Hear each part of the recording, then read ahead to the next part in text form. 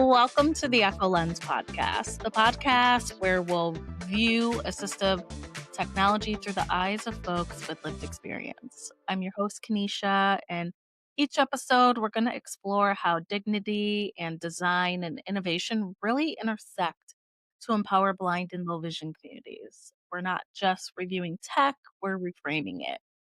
And there's a space for truth telling, for honoring the voices that often go unheard, and for challenging the industry to do better. Whether a developer, a user, or someone else who simply believes in equity, you're in the right place. This is the Eko Lens. Let's take a closer look.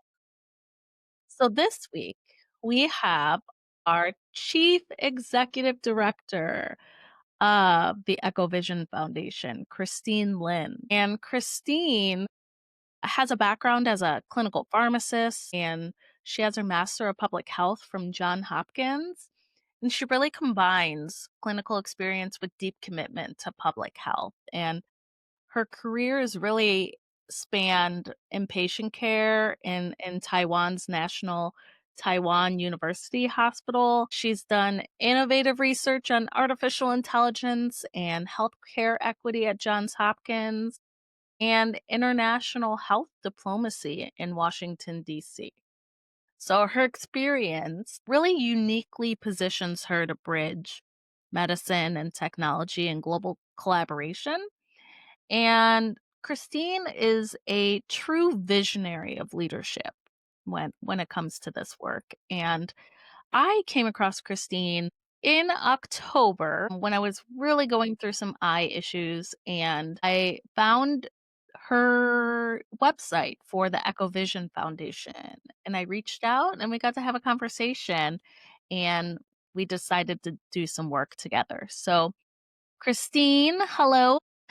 Hi, that's a wonderful, wonderful introduction. Thank you. Hi, everyone. I'm Christine.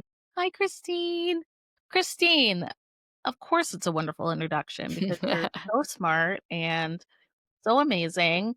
But I really want to know, like, what is your connection to the blind and visually impaired community? Like, why or what really drove you to start the Eko Vision Foundation? So, Eko is actually my grandmother's name. Her name is Eko, and Eko is blind with glaucoma. And so our family, we have glaucoma gene. I also have pre-diagnosed glaucoma, and I am experiencing high eye pressure myself. Like I didn't tell you before because I want to save it for the podcast, but Okay. I also have like eye pressure today, and I took some pills. But I think that happens to me and happened to my family. So that's why I want to start to help with the blind. And it starts with like one conversation with my grandmother this year when I go back to Taiwan and I have a dinner with her. And she started crying in the middle of she said, I cannot see you beautifully walking, and I cannot see you wearing beautiful dress. I cannot see you growing up anymore. And that like I start crying in my heart. I cannot Yeah. cry. But so that hit me a lot. I feel like, yeah, and with my family gene, I might be blind in the future. So I really want to create something, help with something for myself and for people like me and for people who already are suffering from vision impairment. So that's my connection to the blind. Christine, thank you for sharing that. And first and foremost, I want to say I'm sorry. I know your eyes are hurting. You didn't tell me about the pressure. So we actually rescheduled last week. We were supposed to record last week, and we rescheduled because we were both having a lot of eye issues. And it's important to know that as someone with lived experience who is going through some of these things, like we can have those health issues or even off days, like at any point in time, and we can't pinpoint it. And I know yours is like maybe you can't feel when it's coming on, right? Yes. So it's usually before, during, and after my period, but also whenever I use too much screens, feel the eye pressure and I sometimes cry a lot. I cannot look at the lights anymore. I cannot turn my screen on anymore. So usually I'll have a day off, but that's a luxury. Like a lot of people, you have to work and just it's your daily life. Yeah. So yeah. Mm. And I'm very Christine, thankful. Sorry to go interrupt you. ahead. I'm very thankful that I text you, said, "Oh, I'm feeling unwell with my eyes. Can we reschedule for the next day?" And you were like, "You're also experiencing the same thing." Yeah, yeah, I had to get a huge, like, shot in my eyeball last week, and it took me out for a couple of days. It was rough. Christine, what is, like, the vision of Eko Vision Foundation? What is the mission? What is can you tell I mean, I know what it is, but can you tell our listeners a little bit more about, what Eko Vision Foundation is really set to do? So, Eko Vision Foundation is a registered 501c3 nonprofit organization, and we are helping the blind and low vision with accessible and privacy first technology. So, we have three little missions. One is we want to serve as a bridge between the blind and the technology. And the second one, we emphasize privacy with blind a lot because like when sighted people can choose when I want to play with the meta eyeglasses, for example, but blind people cannot choose when they want to let AI see their world. They cannot choose when they want the AI see their surroundings, their room, their private area, but they need AI and technology to help with their daily life. So we want to emphasize the privacy for the blind. That's our second mission. And the third mission is we also want to partner with technology partners that we want to tell them truly understand, let them truly understand the blind people's needs. Yeah. Yeah, and it's coming together slowly, right? We've been reaching out to some partners and trying to build our partnership and our registry essentially of Mm-hmm. folks that we can reach out to and get information about these assistive technologies and get some information about who we can partner up with.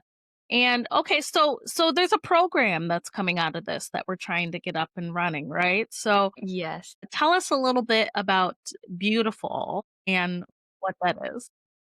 After talking to a lot of people, a lot of organization also helping the blind, um, we come up with the idea that is no one else is doing.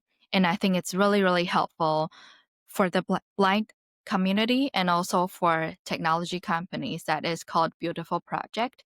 It's blind experience assessment for user technology and also for innovation, feedback, usability, and learning. So it's beautiful. And this project, we are creating a truly freely platform for the blind technology user to rate their product, rate every company's product, and to say their true opinion about every assistive technology.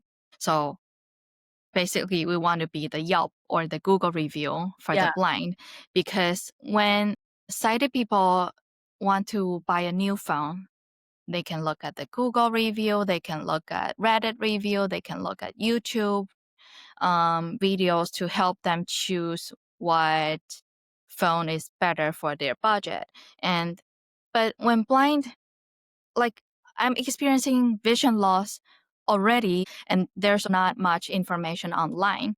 So that makes blind people have to try this out, try that out, and buy everything to only choose the assistive technology that will help with their daily life. So that's also the disability tax we were talking about because if you're experiencing vision loss, you really have to spend more money and more out of pocket money to help you, only to be the same with normal sighted people.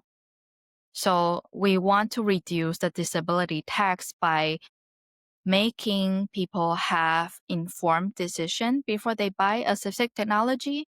And by that way, we have the review system, we have the review platform, and technology company will know how is our opinion about their product.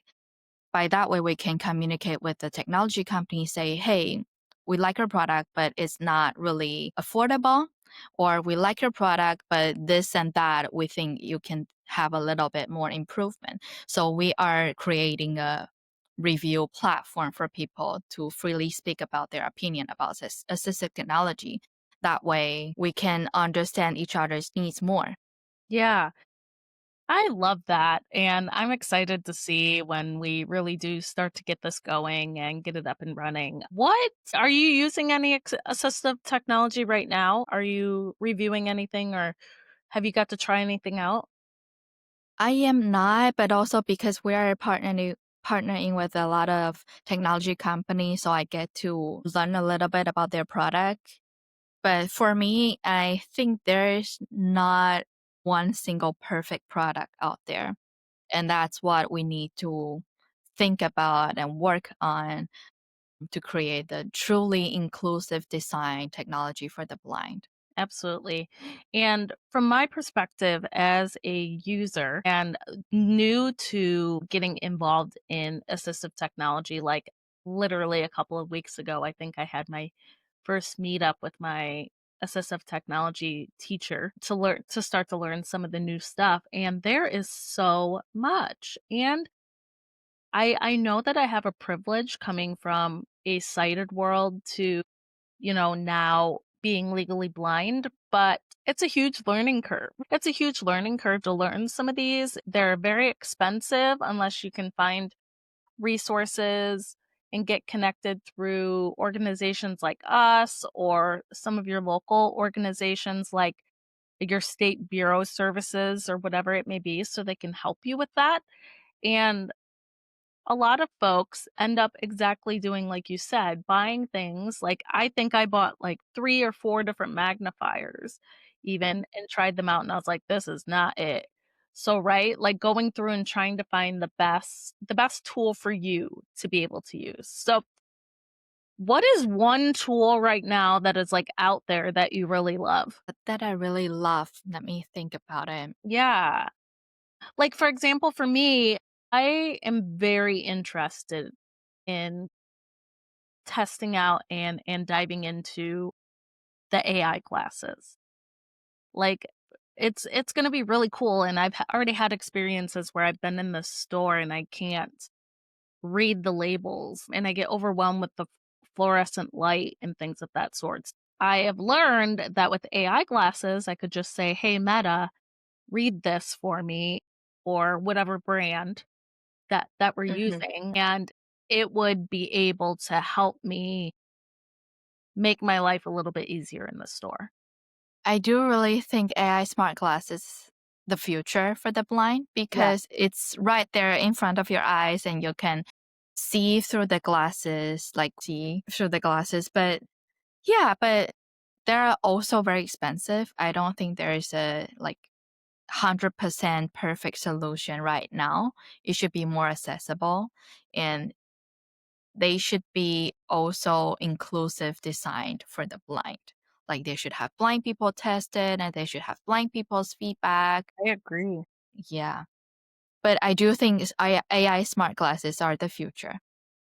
Yeah, I think they're really awesome, and like we were talking about, there's so many different brands that are building them and, Mhm. getting into research around them, right? I also want to talk about the screen readers. I Yeah, think it's very, very useful for the blind using technology. Like, for example, they use laptop, they want to look at the website, but their accessible function is not complete. And there's a lot of improvement has to be done. But I'm saying the screen reader is also very helpful for blind people, especially who are working with blindness. yeah, I haven't fully tried to use Screen Reader yet, like, I'm still learning, and I know there's a couple of different options of that too, like JAWS or Fusion Mm. or even just the built-in, voiceover, which is Mhm. really interesting, but yeah, that's all new. So I love that, already know about the things that you want to offer to people and you've been doing your research on that and it's really important. So, is anyone else in your family blind? No, What so far, you I don't want to say that, but so far it's only my grandmother. Okay, okay. I was just wondering because you had said that the family has the gene that Yes, going through, so that's really interesting. my father, as a software engineer, he also have a lot of eye pressure. Okay, Yeah, so we mostly deal with eye pressure right now, but my grandmother went blind at her age of 70-ish. okay, So like our family might be blind in our like later stage of life. okay. And eye pressures are no joke. It's really uncomfortable when that's going on. And exactly like you said, you can't look at lights, you can't be in the screen, you want to be in the dark. Yeah. It's really hard to navigate, or you get really big headaches, and it makes it hard to do your everyday work. And I also cry. Yes. Oh, which makes it worse, I think, right? Yes, Like, yes. because then your body's going through the stress of that too. Getting back to Echo Vision a little bit here, it's so new, right? Like I love that you launched during Blindness Awareness Month. Like how perfect for that excuse me, for that to come about. And then now you're really building this platform. Um, how does it what's the structure look like right now? Like, I know you're the executive director, I'm director of community engagement, I know that, but if folks are interested in getting connected or wanting to help us out a little bit, because we would love some help. We're doing this volunteer right now, essentially, right? What is the structure and what does it look like right now? So I'm the founder, I'm the director, and I found you as our community engagement director. And we also are looking for technology partnership. We are also looking for people who can help with development, which is like fundraising, grant writing. We also have our finance administration because that's very important to keep transparent to the public as a 501(c)(3) nonprofit. So we also looking for medical advisor, like help us to understand more and more about eye disease. And we also have our community advisor, which is we already found that is Sean Kin.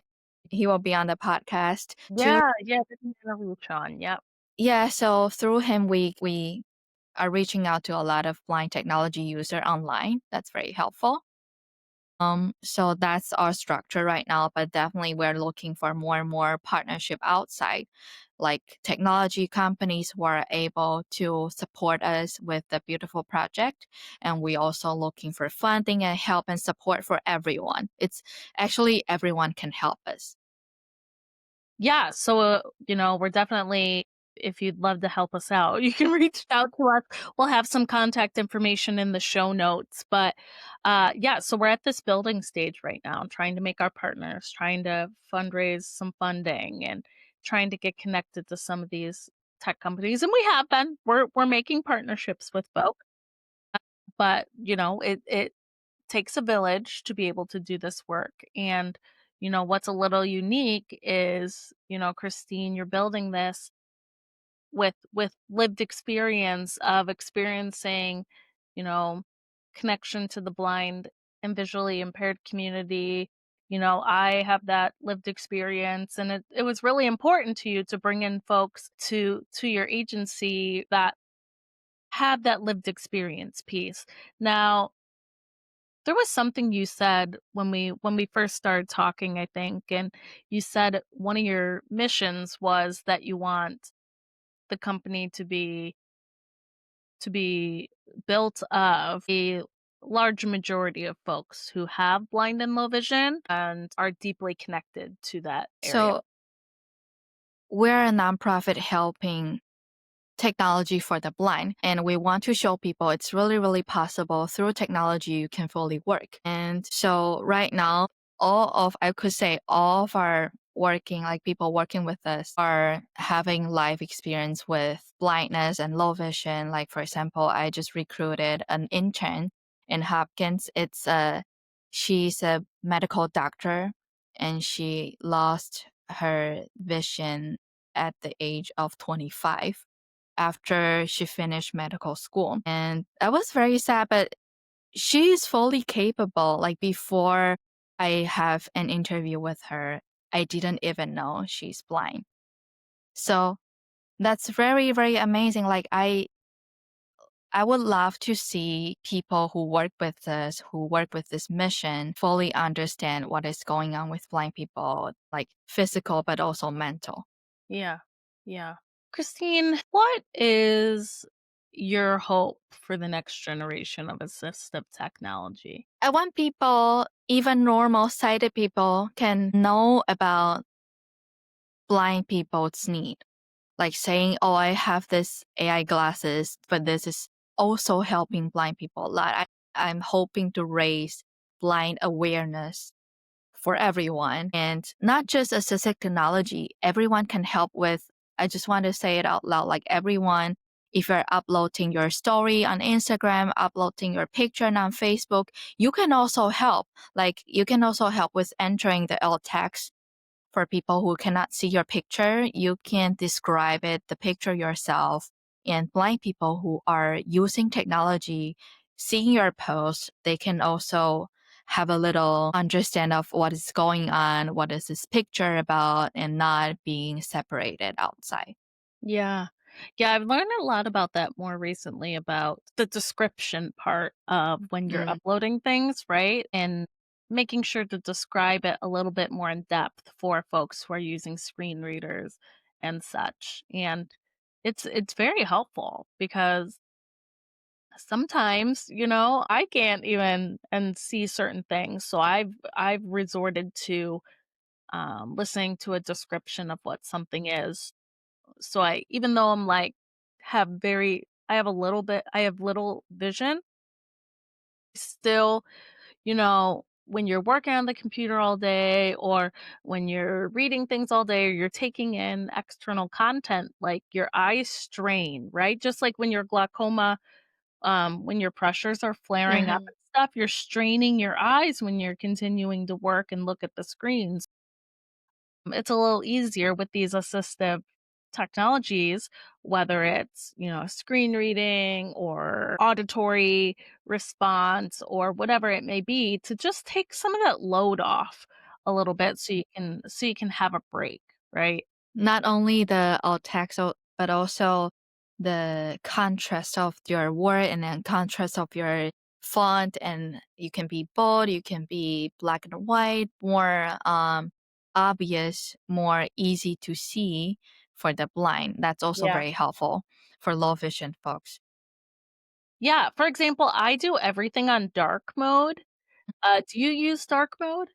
I do not because for me, I don't know why, but strangely, I see less in a dark mode. Like I'm Interesting. not used to the black background and a white font. Okay. For me, that's more difficult to see. Okay, that's really interesting, and for me, it's like the opposite. I am very much if it's a black on white paper, like, it's so bright that it's hard for me, so I do everything on dark mode or low contrast, low background light, all of those things. Really interesting. But for me, when I'm reading paper, I usually print it out because it will not increase my eye pressure that much. So I like to print it out and read it on the paper. That way, it's more comfortable for me. Okay. Well, see, look at all these different tips that we can have for folks. And what's really cool is as we go deeper into this podcast, and we'll definitely have Christine back, as we continue. We'll do check-ins for sure.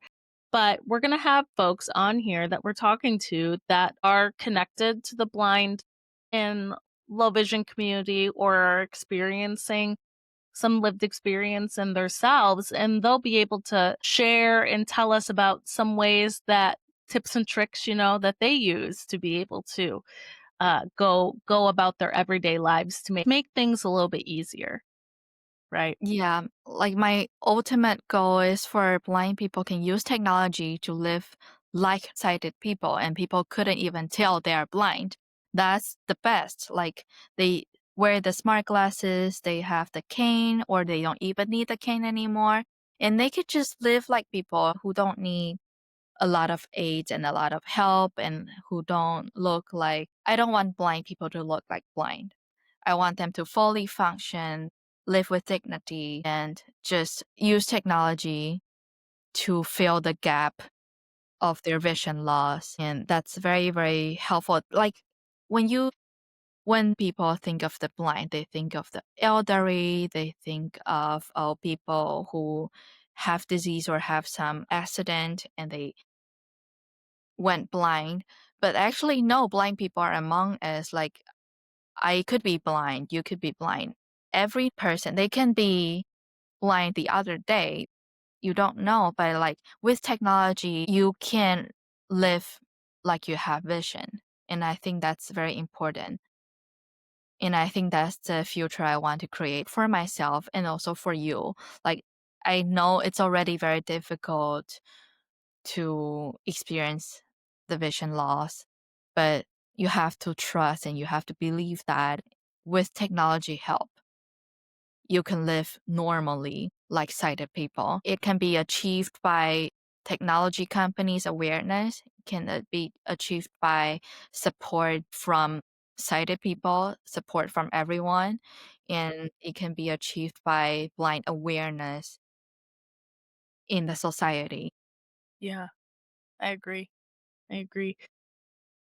Christine, what is something you would love to leave our listeners with today? I want to say, if you're excited, just imagine for even 5 minutes, close your eyes, experience what your life would look like without your vision. Because everything you see, everything you experience right now, it's all with your vision. And you have to understand people without the vision, how difficult it is. And also open your eyes again. And that would be technology that could help for the blind. Like that would be the world for blind people with technology again.